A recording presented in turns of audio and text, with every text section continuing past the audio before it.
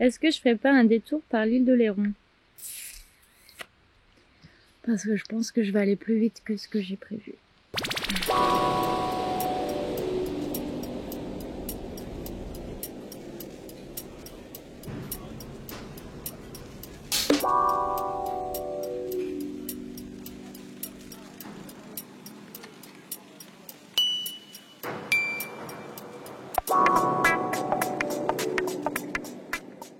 Pourquoi t'as décidé de partir? Je voulais aller au Mont-Saint-Michel en stop.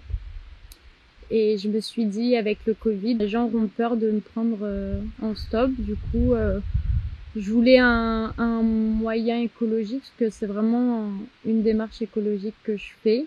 Sinon, je pourrais prendre ma voiture ou des BlaBlaCar ou un avion. Mais je voulais vraiment y aller sans polluer. J'avais envie de bouger, de visiter aussi la France. Et donc voilà, quoi, connaître mon pays aussi avant de repartir à l'autre bout du monde.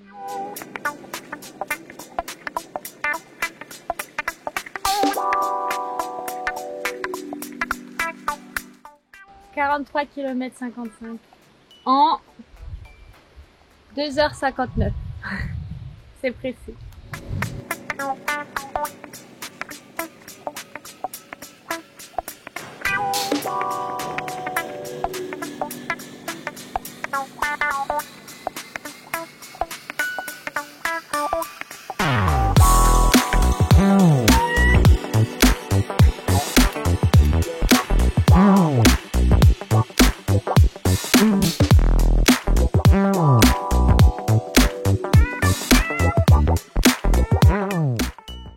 Le but c'était d'aller au Mont-Saint-Michel, et si possible en passant par la côte. Et du coup il y a la Vélodyssée qui passe, qui longe vraiment toute la côte. On peut aller partout à vélo en étant en sécurité aussi. Pas forcément que sur des grandes routes ou des routes dangereuses. Non, là c'est vraiment des pistes aménagées. On s'en rend pas compte en fait tant qu'on n'est pas à vélo, je pense.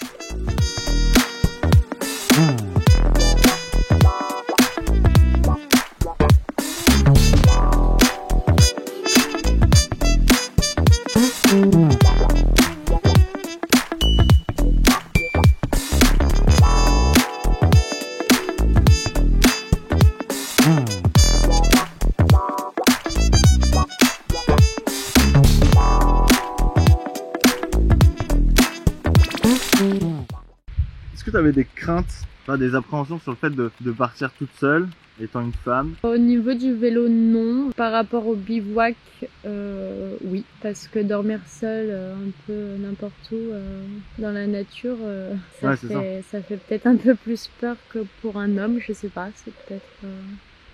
Si, clairement. Je pense que ça va être les 2 premières nuits seules qui vont être un peu... Peut-être je vais avoir des appréhensions, mais je pense qu'après ça va aller tout seul. Hein. Les petits vieux qui croisent ou quoi, t'arrêter, les voir et puis... Oui, après si pourquoi pas? Si ouais, t'irais pas demander de toi-même? Je sais pas. Je pense que ça se fait plus au feeling en fait. Si j'accroche bien avec une personne et qu'on discute bien, pourquoi pas. Mais je me vois pas croiser quelqu'un dans la rue, ou enfin même une personne âgée ou quoi. Peut-être que ça rassure plus. Je me vois pas aller leur demander directement est-ce que je peux dormir chez vous. Après, je sais pas du tout. Je verrai peut-être plus quand je serai seule. Voir comment j'appréhende aussi les choses. Quand tu croises quelqu'un, quand tu rencontres quelqu'un, tu peux aussi leur dire que vous connaissez pas un petit bout de terrain, un petit quelque chose où je peux planter ma tente. C'est sûr.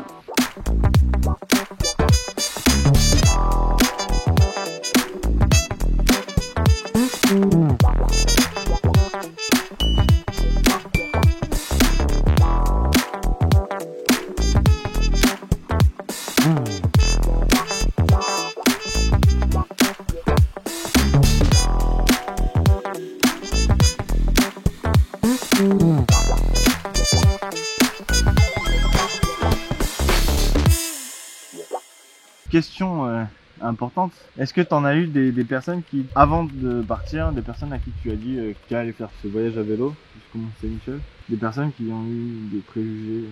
Classique en fait. Oui, presque tous mes proches m'ont dit mais t'es folle, partir toute seule, c'est pas quelque chose de forcément commun. Un homme va plus facilement partir seul qu'une femme, c'est par rapport à notre société en fait. Ouais, bah oui, je pense que. Puis après, la sécurité, ce qu'on se montre aux médias, toujours pareil. Oui, c'est ça. Parce que je vais rebondir sur une autre question, c'est, tu vois, est-ce que les médias, par exemple, te rassurent? Tu vois, est-ce que quand tu regardes TF1 ou France 2, est-ce que ça te rassure? Non, on nous montre l'information qu'on veut nous montrer et c'est pas forcément une information neutre. Et il y a plein de choses dont on passe à côté, dont on n'est pas informé, qui sont vraiment très importantes. On nous montre. Que ce qui marche le plus. Ouais, voilà, oui, c'est ça. C'est ça, c'est ça.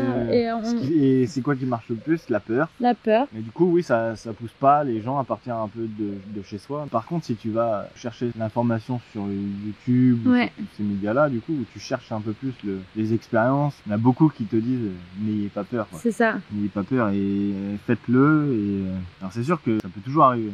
Oui, le risque zéro n'existe pas. Exactement. Mais faire confiance à son instinct. Ouais. J'ai lu aussi des récits de femmes qui sont parties seules et qui étaient très très inspirants et du coup ça m'a donné aussi envie. Puis ça montre aussi de se dire bah oui elles l'ont fait donc pourquoi pas moi en fait. Qu'est-ce que j'ai qui ferait que je pourrais pas le faire en fait. Bah rien donc du coup bah on se lance. Go. On achète un petit vélo et puis bah ouais c'est parti. Ou même à pied ou enfin, en fait il y a plein de solutions même en train. Il y a énormément Il y a énormément de façons de voyager. Et plus écologique, avec des coûts financiers beaucoup moins importants. Le voyage forme la jeunesse. Le voyage forme la jeunesse, c'est des phrases un peu bateau, mais... Oui, mais en fait, elles ont tellement de sens quand on part finalement. Et on apprend tellement de choses sur soi. Après, tout le monde ne peut pas partir, il y a ça aussi. Tout le monde ne peut pas partir 3 mois, tu vois. Par exemple, quand moi je suis parti jusqu'en Norvège, tu vois, tout le monde ne peut pas se permettre de partir 3 mois. Même là, pendant 2 mois, oui, c'est vrai. C'est un luxe finalement. Mais juste partir une semaine, des fois. Une semaine va te dépenser un peu, va affronter quelques-unes de tes peurs, et puis tu vas voir qu'en fait, ça ne sont pas si fondées que ça, quoi. C'est ça. J'ai juste envie de dire à toutes les femmes de partir et de voyager seules parce que c'est vraiment la meilleure expérience d'une vie en fait.